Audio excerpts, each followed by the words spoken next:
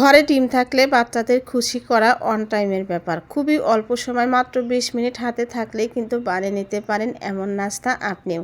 তো কিভাবে বানালাম চলুন সেই রেসিপিটাই শেয়ার করি, কারণ বাচ্চারা কিন্তু একই খাবার বারবার খেতে চায় না। এভাবে কিন্তু নিত্য নতুন আইটেম কিন্তু বানিয়ে দিতেই পারেন। আর যদি ঘরোয়া উপকরণ দিয়ে এই নাস্তাটা বানিয়ে নেওয়া যায় তাহলে কিন্তু কোনো কথাই নেই। তো প্রথমে আমার যেটা লাগছে সেটা হচ্ছে 2টো ডিম।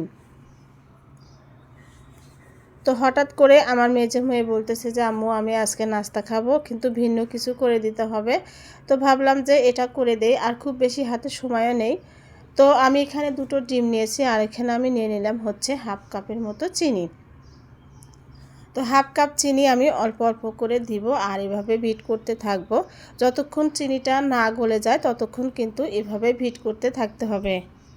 চিনিটা যেন কোনো রকমভাবে আস্ত না থাকে, তাহলে কিন্তু নাস্তাটা অতটা ভালো হবে না। তো দেখতে পাচ্ছেন যে আমি বেশ কিছু সময় এভাবে বিট করে নেওয়ার পর এই অবস্থাতে এসেছে। তারপরে আমি এখানে দিয়ে দিব হচ্ছে হাফ কাপ ময়দা। এটা ময়দার পরিবর্তে সাদা আটাটাও দিতে পারেন যদি ময়দা হাতের কাছে না থাকে। তারপরে আমি দিয়ে দিব হচ্ছে অল্প একটুখানি লবণ, আর এখানে আমি দিয়ে দিলাম হচ্ছে বেকিং পাউডার। বেকিং পাউডার দিয়েছি আমি হাফ চামচের মতো। আর এখানে আমি দিয়ে দিলাম হচ্ছে গুঁড়ো দুধ দিয়েছি আমি 2 টেবিল চামচ। আর গুঁড়ো দুধটা না থাকলেও কোনো সমস্যা নেই, তবে দুধটা দিলে খেতে বেশি ভালো লাগে।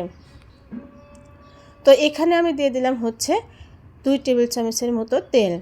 আর একটুখানি ফ্লেভারের জন্য দিয়েছি আমি চকলেট ফ্লেভার। আপনাদের কাছে যদি না থাকে তাহলে কিন্তু এলাচ গুঁড়োটাও দিতে পারেন, আর যদি থাকে ভ্যানিলা এসেন্স, যে কোনো একটা এসেন্স দিলে অথবা লেবুর রস দিলেও হবে।